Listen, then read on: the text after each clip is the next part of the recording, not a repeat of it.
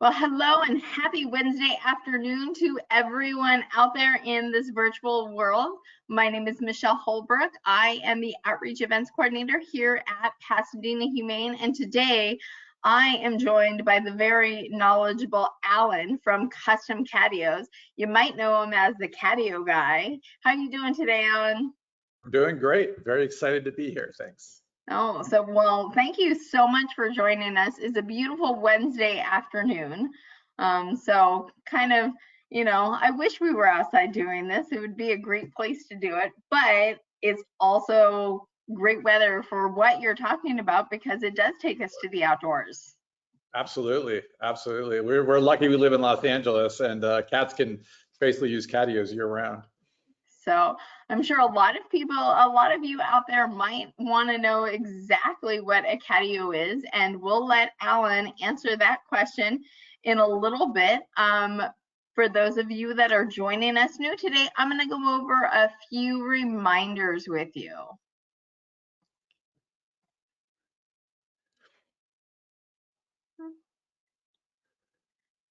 All right, so welcome to our webinar. I want to remind everyone it is an audio-visual presentation, so even though you can see Alan and I, we can't see or hear you. With that in mind, use the chat box on the right-hand side of your screen to ask any questions that come to mind. We may not get to answer them until the end because Alan may share the answer with you, but feel free to put them in the chat box as they come to mind.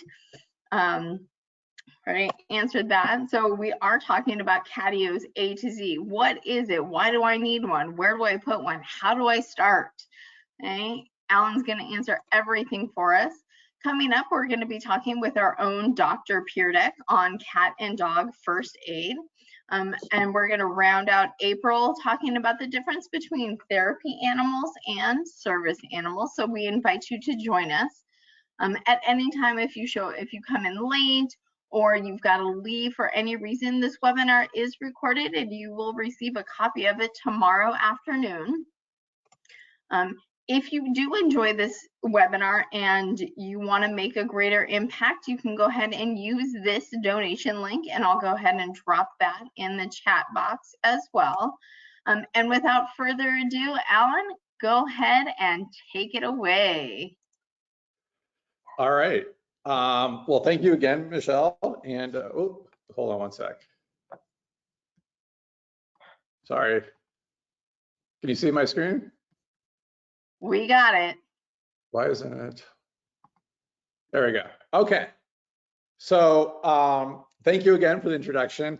I'm definitely excited to be here. Honestly, I truly believe that I have the best job in the world. And, I've gained a lot of knowledge over the last 4 years, building 150 plus Catios, and I'm excited to share that with you today. So let's jump right in. And what is a Catio? A Catio is an enclosure usually attached to a house that allows house cats to enjoy the outdoors safely in a protected environment. And this is a picture of my Catio, built about 7 years ago. And you can see the matching roof and the matching colors to the house. And there's two things that we try to do at my company, Custom Catios. We basically look at it, we have two clients in mind. One is the cats, and we try to keep the inside really stimulating for the cats. And two is we want to keep it aesthetically pleasing for the human client as well. So today we're going to cover the what. Well, we just covered the what, and then we're going to get into the why, like why Catios, a short section in that at the beginning. Why do we need them, and what do they do? Followed by a section about materials, what kind of materials we recommend, and then get into the heart of the presentation with best practices and tips. Finally, I'll show you a bunch of resources at the end, whether or not you want to do a do-it-yourself Catio, buy a prefabricated Catio, or hire someone to do a custom Catio. And then we'll also open it up to questions. Do you want to, Michelle, go with the survey? Yeah, so we're going to launch our first poll question. So which of the following is a Catio benefit? Okay, so is it to keep cats safe from coyotes, provide stimulation and exercise for sedentary house cats, help cat guardians get more sleep, help protect the wildlife, or all of the above? All right, and I'll give the poll just a couple more seconds for people to answer. And we're gonna go ahead and close the poll, and Ellen, overwhelming majority says all of the above. Yeah, that makes sense. We started out with an easy one, and it is definitely all of the above. The only one in there that maybe people wouldn't know is humans getting more sleep, and we'll talk a little bit about that too. But let's dive into it. Let's see what other benefits are there. Okay, so this is a thing that I've taken from my website, and here I just list 10 of the most common Catio benefits, and we're going to cover about 4 or 5 today. But the number one reason why people generally do invest in Catios for their feline family members is to protect the cats, and that's kind of also associated with number 3, which is extend your cat's life. Those are the main ones. Here in California, a lot of people are concerned about the environment, so that does factor in. And 2 other ones that are fairly common reasons are the improved sleep and also the outdoor litter box. So this is really the heart of the matter right here and this is taken from a Catster study of studies. So they looked at a whole bunch of other studies and determined that your average roaming cat, so a roaming cat is like a house cat that is let outside to go roam the neighborhood, has a lifespan of less than 5 years, while the average lifespan of an indoor cat is about 17 years. Now, I always do get, potential clients and other people who tell me, well, I have a roaming cat and they're 15 years old. And I'm always excited to hear that because the truth is I want cats to live long lives. So it's always great to hear those stories, but they are anecdotes and they're not, statistically, these are what the numbers are. So that's what it really comes down to. So why is it that it's so dangerous out there for roaming cats? And as you saw on my bio, I did work with Jackson Galaxy on one of his TV shows, which was amazing. The guy's really just an amazing person with so much knowledge. But on that show, he did ask the question, why would you play Russian roulette with your cat's life? And, that kind of gets to risk tolerance. Everyone has a different level of risk that they're willing to take with their fur balls. So, for me, my risk tolerance is basically 0.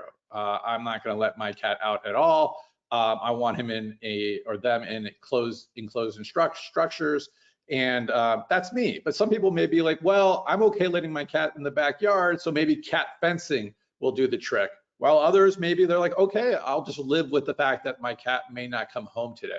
So that's what you have to consider is what is your risk tolerance? So these are the things that really add up to take so many years off a roaming cat's life.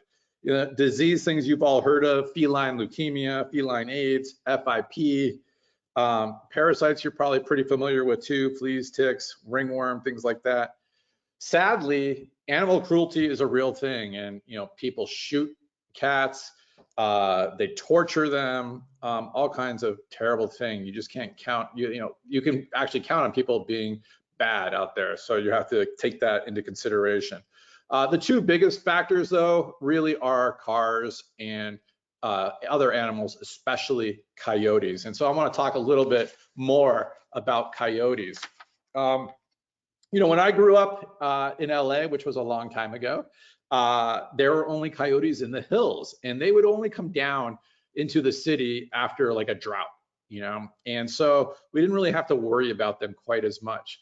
But today there's a whole new species basically of coyote, and they're called urban coyotes, and they're here in LA and Orange County, and actually spreading pretty much everywhere across the country at this point. And urban coyotes are born, raised, and live their entire lives in the city. And the result of this are these kind of very scary statistics that you see on this slide. They feast on cats. Here's another slide, which I think is just amazing, but this is a picture of a map of Carlson Park, which is a small little section of Culver City. In 2018, Culver City hired Loyola Marymount University to study the coyote problem. And they tracked the issue. And in 2018 alone, this little small square section of Culver City had 50 plus missing cats.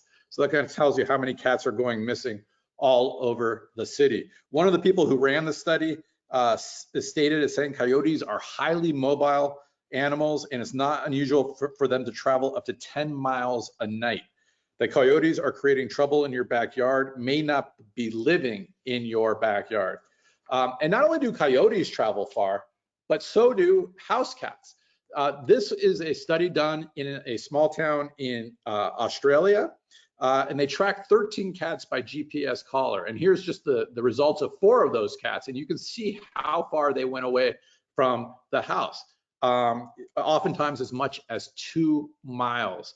And so many times I get people say, well, my cat just stays right on my front porch, doesn't go anywhere. And I'm like, no, that's what you see. It's very likely that your cat is traveling far, getting into trouble, and facing all those dangers that we mentioned earlier.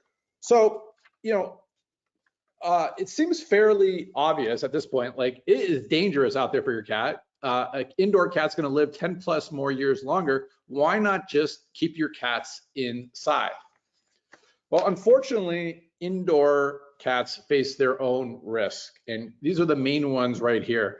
But increased risk of obesity and the resulting diabetes from that, from a lack of exercise, is a real problem.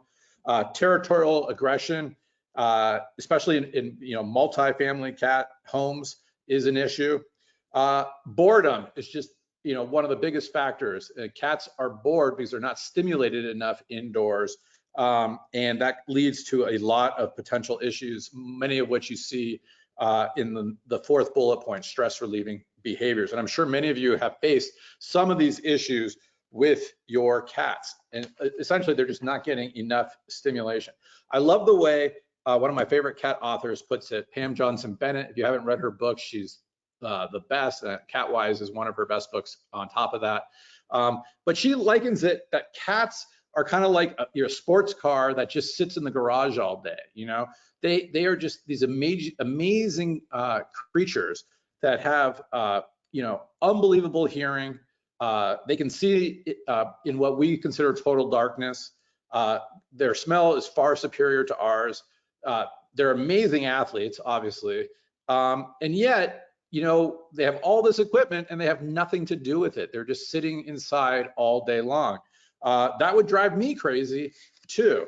And as she warns in the book, understimulated house cats can lead to boredom-related or stress-relieving behaviors such as over-grooming, chewing inappropriate items, picking on companion pets, retreating into isolation, self-mutilation, compulsive behavior, and loss of appetite.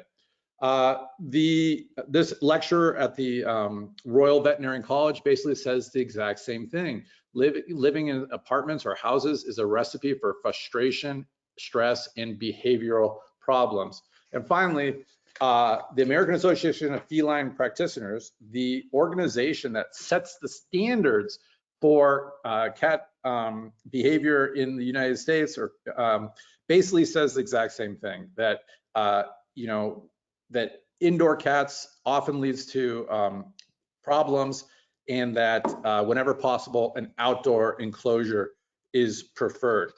Sadly, the AAFP also states that the problems that arise from indoor cats often leads to relinquishment, and even worse, to increased cases of euthanasia. So this is really a deadly serious problem. Luckily, Catios do solve this dilemma, the outdoor roaming, indoor only dilemma. It gives you kind of the best of both worlds. This is why Jackson Galaxy is such a fan. It allows cats to go outside and just experience the outdoors, but in a protected environment. Speaking of which, there are a few more benefits to Catios, including protecting the environment. Now, this one is a bit controversial. I don't mean to be picking on cats here, but rather just stating facts. And unfortunately, cats are not native to the United States. And so by bringing them to the United States, they're called one of the 100 most invasive species. But none of the birds and small animals living around us had time to evolve to the presence of a cat. And so they're basically just sitting ducks out there for cats. And the results are all this billions and billions of small birds and mammals being killed. I do want to point out most of that is being done by feral cats, which is why I'm definitely a huge proponent of TNR, trap, neuter, and release. It's imperative that we keep cat populations in check. But even house cats, at 29% of free roaming, are killing 29% of the birds and 11% of the small mammals. Those numbers add up when we're talking about billions. So it is important for cat guardians to do a better job of protecting the environment. And one great way to do that is through Catios.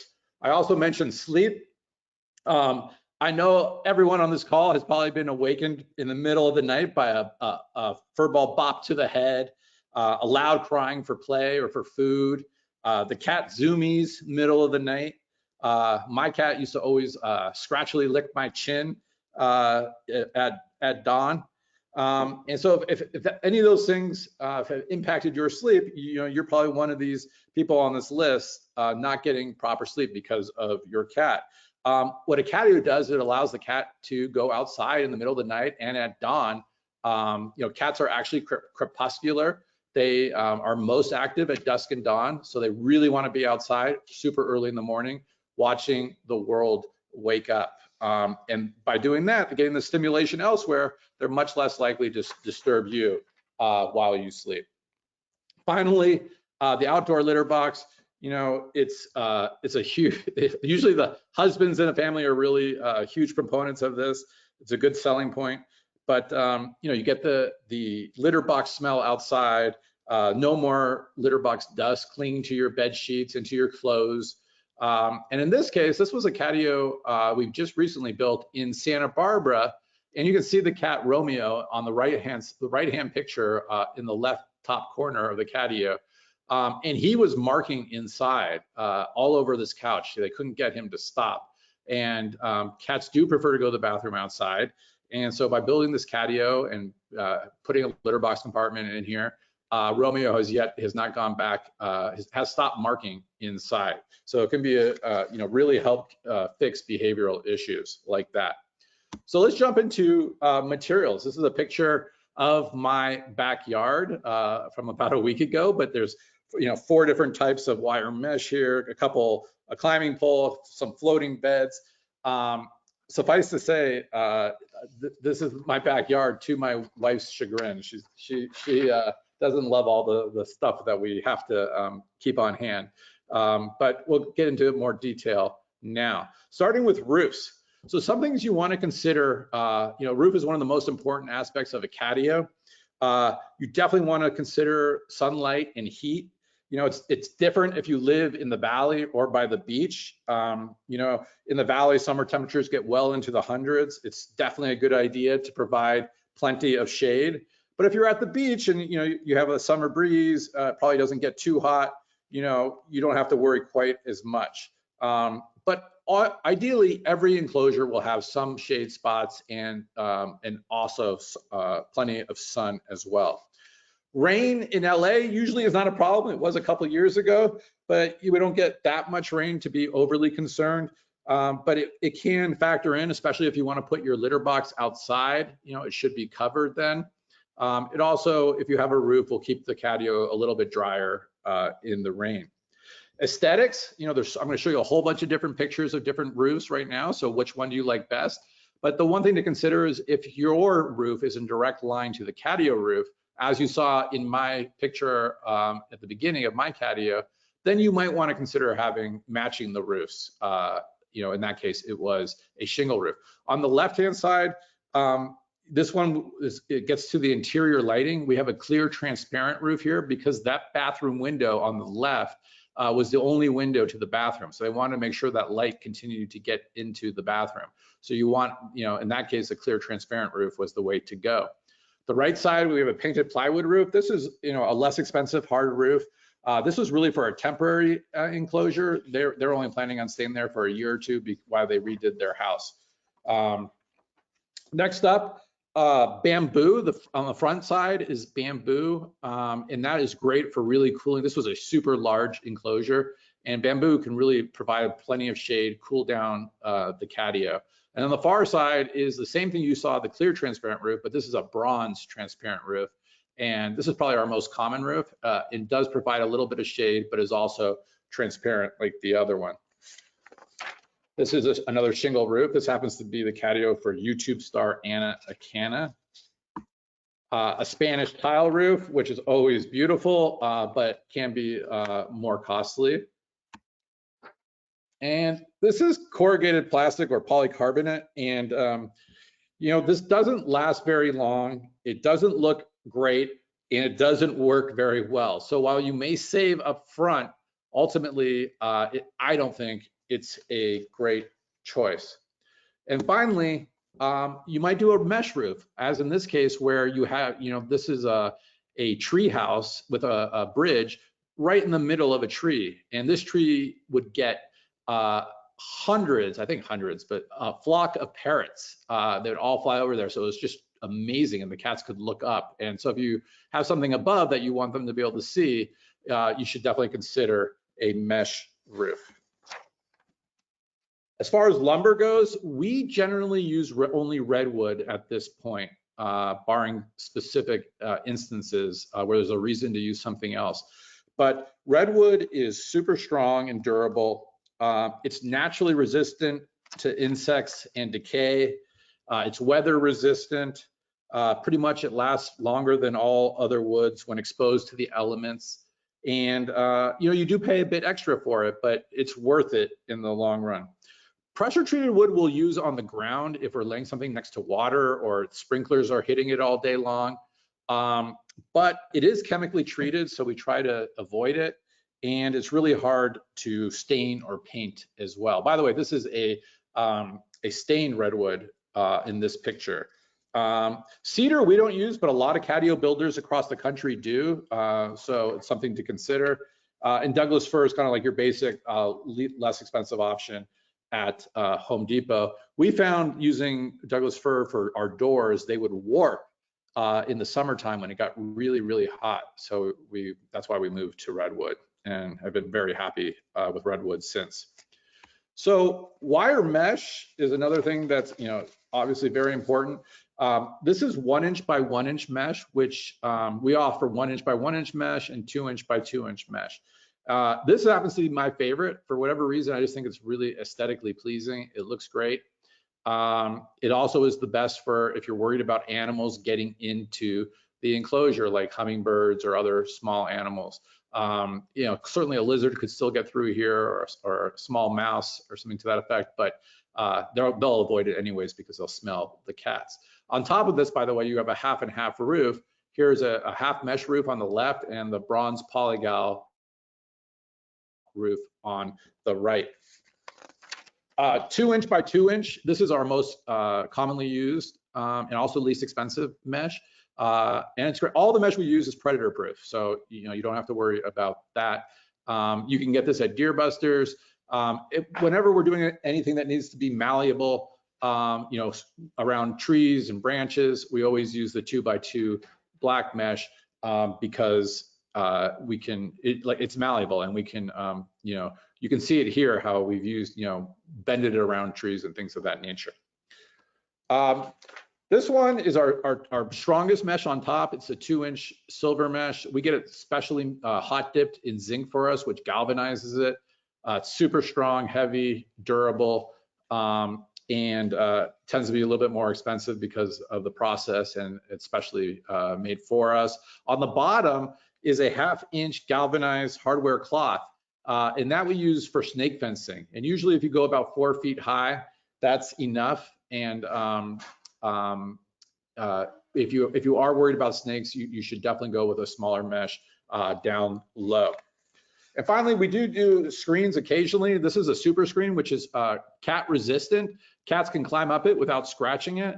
It's a fairly cool product, but it's not really predator proof. So on the left side of this inside, you can actually see a catio. So the cats would not be allowed into the screened-in area when the homeowners were not home. They had to use only the catio. So with that, I think we're ready for our next slide. All right. Not the slide, sorry, our poll, sorry. Yeah. So the poll is up on the screen. Which is not true about cat doors? They help keep cold air-conditioned air inside during the summer. They help keep heat in during the winter time. It makes it easier for criminals to break into your house, keeps bugs from entering the house year-round, or none of the above.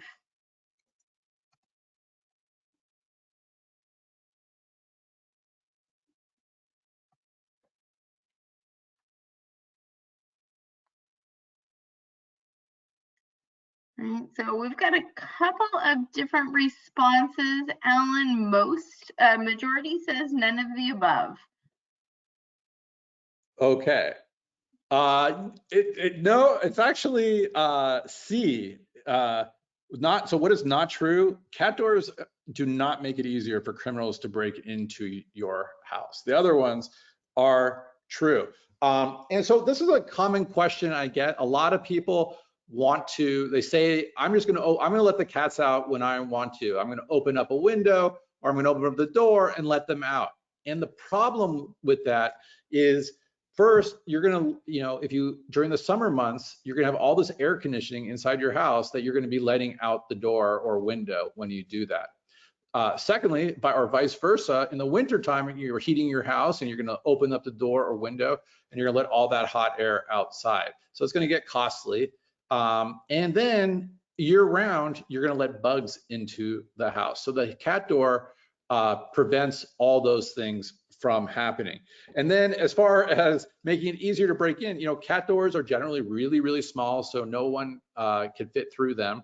And then secondly, someone who would break into your house would have to break into the catio first and then break it through a window or the cat door to get into your house. It would just be much easier to break a window outside of the catio. So I know that people, they just have this thing in their minds that it's going to make it easier for criminals to get into your house, and it's actually making it harder because you have to break through the catio too, and then you're not going to be able to go through the cat door. So anyways, just wanted to point that out. Let's continue. So here are, there's 4 different ways to get a cat into a catio: through the wall, window, sliding glass door, and French pane. By far the most common is the through the wall. About 60% of my clients do it this way. It's definitely the cleanest way to do it. A couple other things to keep in mind. If you want to give your cats, if you want to put the litter box outside full time and not have an indoor litter box, then you definitely need to have a cat door, obviously, so they can go in and out as they please. One other thing, if you build a catio and you lock the door, all these things have locking mechanisms on them, so you could always lock it. But if you lock the cats out of the catio at night, they're definitely going to whine by the door in the morning at dawn, because they're really going to want to go outside at dawn. So unless you wake up super early, you might want to consider really keeping the catio open to them throughout the night. So this is Lando, and he's an amazing cat, amazing athlete, and he fell off the 8th floor balcony of a Santa Monica apartment. And luckily, so yes, cats do fall off ledges. That is a myth that they don't. However, he did survive. He was shaken up, but survived, and then he got a catio after that. But another myth is that cats don't die falling off ledges, and they do. Lando was lucky. So, Please don't let your cats out on a ledge or on a balcony without some kind of protection. And with that, we're going to jump into the heart of this presentation, the best practices, what I've learned the most over the last few years. So starting with location, this is probably the area that I feel the most confident about, that I've learned the most and can really help people decide where to put the enclosure, because that is probably the most important decision. First and foremost, you really do want to put it near nature. The more trees and bushes, plants and flowers, the better. You want to attract birds and squirrels and bugs and the outdoor smells and the outdoor natural sounds. All that is going to stimulate, keep the cats stimulated. So that's probably the most important decision. Ease of entry, you know, this enclosure is, we call it the jungle enclosure because, and it was one of my favorites, but it's very far away from the house, so that we had to create a bridge and get them there, and it was hard and more expensive. If you build it close to the house, it's going to be less expensive. And even better if you can borrow more than one wall from the house. Most catios borrow a single wall, but if you have a U-shaped area and you only have to build one wall, you're going to save yourself some money. And then, as we've discussed previously, you know, shade and sun is also important to consider. Now, even if you do build it in a concrete area, a concrete jungle, or in this case, a concrete driveway, you know, you can bring stuff to the cat. And here, you know, there's a beautiful flower garden, which was amazing. Kiki the cat got to hang out, and all those great smells and bugs around there. And Kiki got to watch her cat guardian garden all day. They could be outside together, gardening together. So that was amazing. You could also bring bird feeders and hummingbird feeders to the catio, and that's always recommended as well. So vertical space is another one of those really important factors. You know, a lot of people have this misconception that they want to build these huge enclosures for their 2 cats, you know, and vertical space is much more important than square footage. They just really want to be up high and watching the world go by underneath them from the safety up high. A couple other really important things to keep in mind, some best practices here. You know, you want the shelves to all be at different heights. So here you can see, by the way, while we're looking at this, this is the Lang Foundation catio. Try to guess how many cats are in this photograph. I know I have a minimum number that are in it. I'm not sure I have them all. I'll let you know in a second. But all the shelves are at different heights. So that's important because it helps the cats with their hierarchy. You know, the dominant cat can pick his first shelf, the highest shelf, and then the next one down can pick their shelf. So you want the shelves all be at different heights. You also want the distance between the shelves to be at different heights. So maybe, you know, one jump is 17 inches, the next one is 21, followed by, you know, 18, then 22. And the point is, again, we're just trying to, you always want the cats to be thinking as much as possible, keep them stimulated. So different heights with the shelves, and then different distances between the shelves is also important. So by the way, in this picture, there's at least 10 cats. If you include our logo, that would be 11, but real living cats, I mean, there's a minimum of 10. All right, so let's move on to the next question. All right, it's up on your screen. This is true or false. A 108 square foot catio is going to provide 3 times the space and enjoyment as a 36-foot enclosure.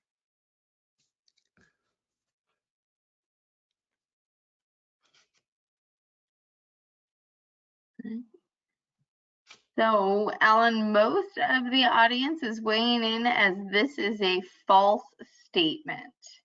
Okay, that is correct. It is false, but I just realized the way I phrased that question that it was not properly phrased because you didn't know it, that I didn't tell you the shapes of the enclosures. So what I meant was this: if we had 2 enclosures like this, and so the first one is 36 square feet, 12 by 3 feet, and the next one is a big square. This kind of goes to what I was talking about. Before. And the truth is, the cats are always going to hang out around the perimeter, right? So they want to be where all the action is, where the trees are and the bushes are, and the birds and the squirrels. So it's all around the outside. So the entire inside space is going to be with it. Now, the calculus does change if you want to hang out inside with your cats. You want to put a couch in there, a table and chairs, then I would consider going with the bigger option. On a cost basis, you're going to get more bang for your buck on the top one than you will on the bottom one. One other caveat to that, however, is that you definitely need to know who your client is or who your cats are. So in this, if your cats are these amazing athletes, if you have a Bengal or a Savannah or something like that, then you may consider going a little bit bigger, because they do need more room to run and jump. They are just a crazy, amazing, beautiful athletes. And so creating a little bit more space is something I would consider with them. So as far as the ground goes, this is really a trade-off, and there's no right or wrong answer. And I'm not there's a right or wrong answer for a lot of this stuff, but clearly cats prefer natural ground. They prefer grass and dirt to concrete. However, if you go with concrete, you're going to keep the catio, the catio and your house much cleaner. They're not going to bring in all the dirt from the outside. They're also much less likely to use the ground for a bathroom. You're not going to go to the bathroom on concrete, but they may go to the bathroom in dirt or grass. And if they keep going to the bathroom doing that, it could really start to smell and become problematic. And then when it rains, obviously concrete does much better. It dries faster and it doesn't get all muddy. So it's just a trade-off. One other thing to consider, though, again, is that cats don't spend a lot of time on the ground. They're going to go up high, as we talked about, vertical. And people do both. Some people have a concrete already and they use that. Some people put a concrete pad like you see here. One benefit of adding a concrete pad is that your kids can have fun with it while the concrete is wet. But others prefer to keep grass or dirt. So the order, the building sequence that we use is we put the cat door in first, and that's important because really know where the cat door is going to come out. It's going to be on the floor at the bottom. You never inside, and it could be 2 feet off the ground outside. And then also, if you finish the catio, you have all the shelves in and the mesh up. It could be really difficult to install a cat door at that point. So that's what we do first. Then here, we're the framing point. You can see my guys framing right now. That's followed by adding, we use the frame to support the perches and the shelves, the climbing poles, the ramps, everything we use that inside frame to attach those elements to it. So that's the next item that we do. And then we follow that with the roof. And then the last thing we do is the wire mesh. I've mentioned Colt Jackson a few times. Obviously, he's I look up to him and just love what he does. Two things that I learned from him working with him. I mean, I learned a lot, but these were the two main things that I'm really in every catio I build, I try to make sure these two things are done. And the first is you never want to be a dead end in the catio. At every point in the enclosure, the cat should be able to move in 2 directions. And that's kind of what he talks about, cat superhighways, that they accomplish that. But as long as the cat can go in 2 directions, it will never have to push through another cat to get to where it wants to go. And that will help really limit conflict. And the second thing is sure footing. In the catio I built for his show, they had, the client had a lot of wood chips in their backyard, which looked great. It was very aesthetically pleasing. So we just added wood chips to the bottom of the catio, and Jackson wasn't happy with that. And for good reason. Cats really need to have sure footing. They don't want stuff that's going to move under their feet. And in the next slide, I talk a little bit more about that. For what we do for our shelves is we paint our shelves with soft sand. We add it to the paint, and then it basically makes the shelves coarser and like almost like stucco. And so the cat can have more grip if it's there's morning dew or it's raining. And then high shells, we use outdoor industrial carpeting, so we don't want cats falling off high perches. But once again, we won't use, you want to avoid small rocks, pond rocks, things like that.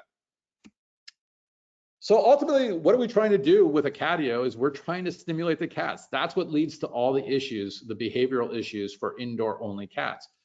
We want them to be as stimulated as possible. So this is what I call Cat Disneyland. And this was a catio we just built for Jenny Aiko, who's she was just nominated for 3 Grammy Awards this year. So she's a young artist. And this was just, the perfect cat Disneyland. On the right, we have a spiral staircase. There's a huge long ramp, the climbing pole with a fireman's circle, the cat steps behind it, and all the different shelves and bed perches along the back. These cats are going to be stimulated throughout the day, day in and day out. So that's kind of the goal. I already mentioned this, but a quick story about the access. On Instagram, a woman reached out to me just 2 weeks ago and complained that she had this amazing catio, and every time she would bring her cats, carry her cats into the catio, they were miserable. And I explained to her that it wasn't the catio that was the problem. It was the fact that she was carrying the cats to the enclosure.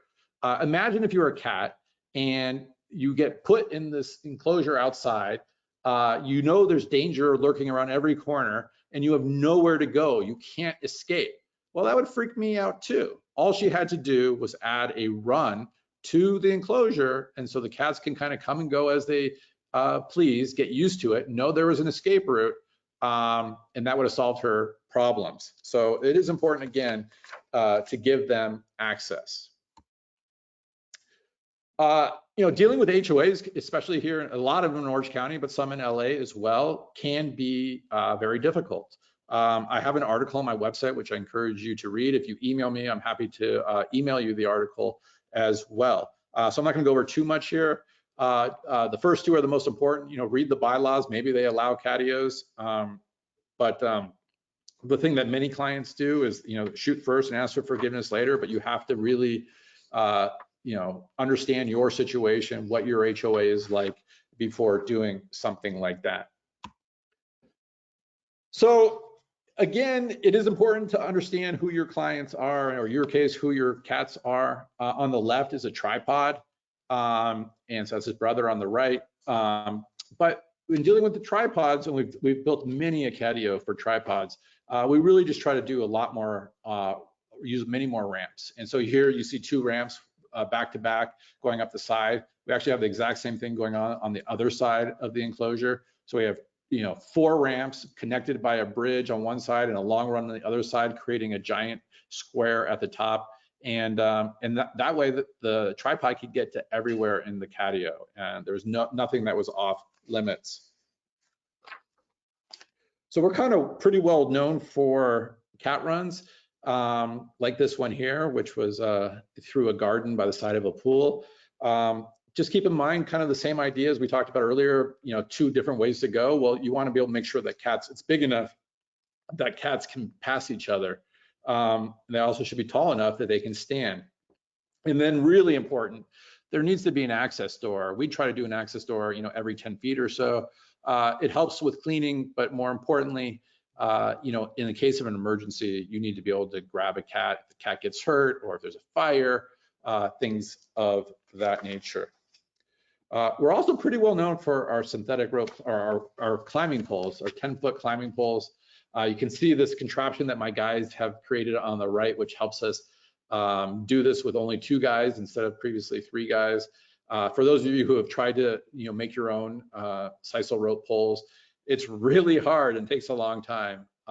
So this has really helped us speed up the process and do it, keep them really tight. The one thing I would highly recommend is that you use synthetic rope. and not sisal rope. Outside, sisal does poorly. We learned our lesson the hard way. Anytime it gets wet from rain or a hose or sprinklers, it's going to get moldy and go bad fast.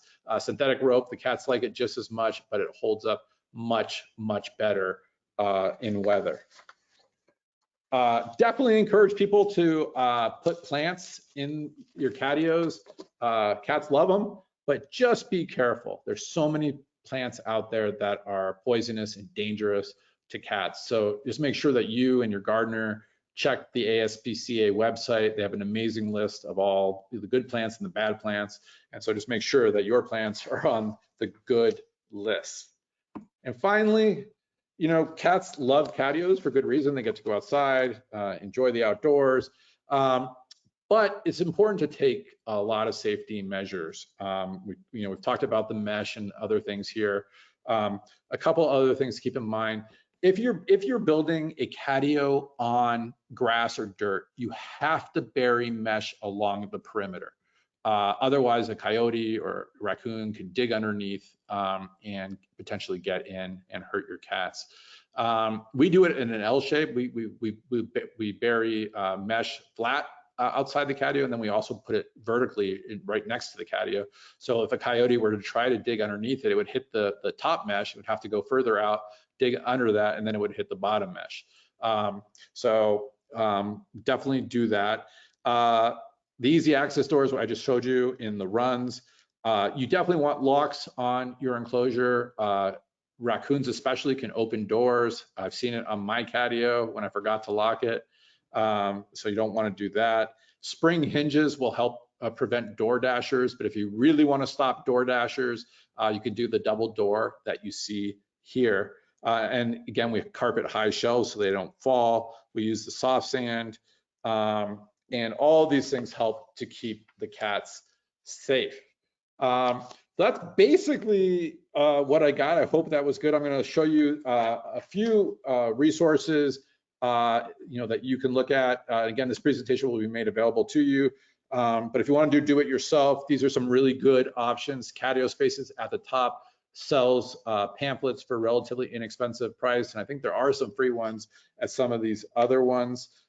If you don't want to build it, you can maybe hire someone, a handyman at TaskRabbit to build it for you. That would still keep your cost relatively low. There are so many good prefabricated Catios on the market now. These are just 4 of them. You could Google it and find more. They're like really fancy cages, but at this point, not inexpensive in some cases, because they're really, some of them are next level and worth investigating. If you want to do custom Catio, if you're in the LA or Orange County area or surrounding areas, obviously I would appreciate if you give us a call. I would love to work with you. I also do maintain a list of Catio builders all over the world on this Facebook page. And currently, at my last count, there were like 32 really good custom Catio builders in the US, Canada, UK, and Australia. So you can check out that list if you're living in a different place. I'm always adding to that list as I learn more about other builders. If not, you can try carpenters or contractors and show them pictures of the Catios you like and hope that they can do it for you. And finally, some general Catio resources. I have a blog with lots of information, but a great place to start might be with the Kitten Lady Catio tutorial. She just created a 15-minute video that I highly recommend, partially because I'm biased and it features me and my team. But it really is just a start to finish how to build a Catio on YouTube. So that's a great place for more information. If Catios are not your thing, if your risk tolerance is higher, you could try cat fencing. And here's 5 cat fencing companies to check out. They're not foolproof, but maybe they are provide enough protection for your level of risk. In adventure cats and other companies, you can buy harnesses and leashes and walk your cat, which is also a good option if you can train him to do that. And that's it. That's my presentation. I hope you learned something, and I would love it if you followed me on whatever your preferred social media is. And with that, I guess I'll open it up to questions, Michelle. So yes, Alan, we do have a few questions from the community. So, and there you are. So one question that we had was, do you attach the wire inside or outside of the frame? Yeah, so normally we'll do it outside, and the reason for that is that we use the inside, as I mentioned, to attach the shelves and the ramps and all the other internal elements. And so if there's wire inside, it's going to get in the way of us attaching those things, and it won't be as strong inside. So we generally always try to do the mesh on the outside. Sometimes if we're like on a second floor balcony or really high up, we'll have to do it on the inside because we just can't reach the outside safely. Okay. There is a question here for, is your company hiring? We actually are hiring. So, you know, if you want to reach out to me, we are expanding our team. We currently have 4 guys, but we're really, really busy right now. So yeah, reach out. What building codes should be considered before building a catio? Yeah, so that's a tough one because it's going to be different everywhere, right? And it's even tougher than that because you can go into any of your local offices in whatever city you live in, and they're not even going to know what a catio is, right? So then they start, you know, well, is it a shed? You know, is it attached to the house? And are people going inside it? And so there's all these different things, and it's going to be different everywhere, and generally no one really knows. So you know, some people do have gotten get permitted, and some places you have to get permitted, and so you might want to check at your local, depending on your city that you live in. Okay. Are your catios windproof? Yeah, you know, it's interesting because catios do really well in the wind because, you know, they're generally just mesh around the outside, so the wind just goes through it, right? And so even if you have a roof, it's not going to like build up and push the roof off because it's just going to go underneath it, through it. So it's like almost like it's not there. It's a structure without walls ultimately, you know, because it's the mesh is just the wind just goes through it. So we don't generally have much problem with wind. Okay. Do you have any tips on converting a covered patio, an existing covered patio, into a catio? Yeah, I mean, that's usually a great place to start.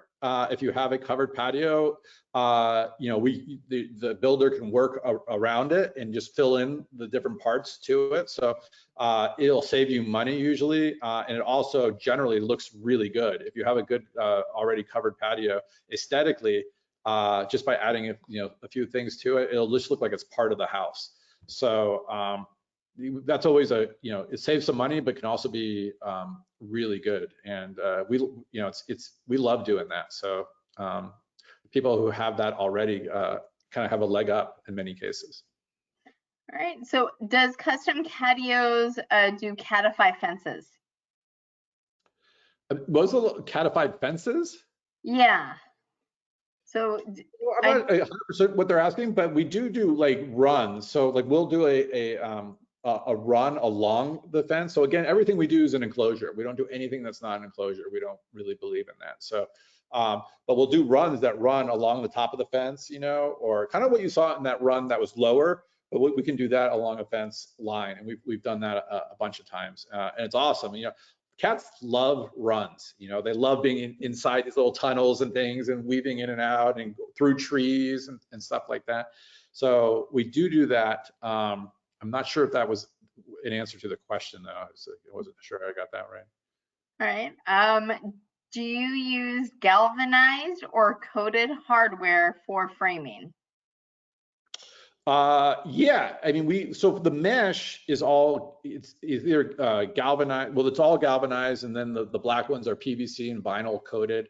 So they're all designed for weatherproofing. The wood, again, we're using redwood to start with, and then you know, we're going to prime and paint it and stuff like that, or stain it. And then, yeah, depending on where we're attaching the enclosure to, we're going to use hardware specific to that, whether it's to wood or to stucco, or, you know, depending, you know, whatever it is, we're going to use specific hardware to that. I think I answered that question, but I'm not 100% sure. Okay, another question is, how would you attach wooden base rails to a cement floor without drilling through the cement? So yeah, so what you would do is you would create a perimeter on the ground. You just lay 2x4s on the ground. You would have to connect it somewhere to the house, but you wouldn't drill into the ground. And then you'd build the enclosure on top of those 2x4s that you laid on the ground. And then because of the weight, and hopefully if you can attach the enclosure to like the eave of the house or to the house, you know, that's going to provide you stability on top of those 2x4s. And that can get you, not just in the case of concrete, but whatever your floor, a lot of times people don't want you to go into the floor. They have a tile floor, or it's on the second floor or above. Anything that's above the ground level, you can't go into the floor because it's going to create leak problems. So we always do that. We lay the 2x4s on the ground. Okay. So, and the last question that we have time for is there a certain material that you would suggest using to help create shade for the outdoor catios to protect from, you know, the sun and the heat? Yeah, I mean, you know, all the roofs that I mentioned, any hard roof is going to be pretty good. You know, some are going to provide more shade. And the one we use the most is the bronze polygal. It does provide some shade, though it's also translucent. And beyond that, you can also do, you can put shade sails up if you want. There's a couple, you saw, I'm not sure if that picture, can't remember if I had a shade sail up there. But if you're really worried about just overwhelming heat, you can put shade sails across the top and create more shade. A few people we've helped do that as well. You know, it's a trade-off because cats really do love the sun too. So you want to, and I should mention, if you have a white cat, you should really be careful about the sun too. Just make sure you monitor that and take the cat to the vet a lot, because yeah, you don't want them getting too much sun. Well, Ellen, thank you so much for joining us today. This was so very informative. Well, thank you. I hope it was. You know, I know that you mentioned a couple of things, and you know, enrichment was one of them. We actually hosted a webinar with one of our cat behaviorists, Rochelle, a couple of weeks ago on keeping senior cats active and enriched, and that can actually be found on our YouTube channel. So if you look up YouTube and go on Pasadena Humane, all of our past webinar videos are there. And then you also talked about leash training, and actually tomorrow we will be live on Instagram talking about leash training your cat. That's awesome. So, yeah, so a lot of things that you brought up we're in the works for. I know there were some questions in the chat box in regards to fostering. And May 19th, we're going to be hosting another webinar with our foster manager to talk us all about fostering. So, you know, you guys tune in for some great stuff. You'll get a recording of this webinar tomorrow, and we'll also include Alan's email if you've got any other building questions that, you know, come into mind, or we didn't get the chance to answer your question this afternoon. So I want to thank everyone for joining us, and happy Wednesday. All right, bye.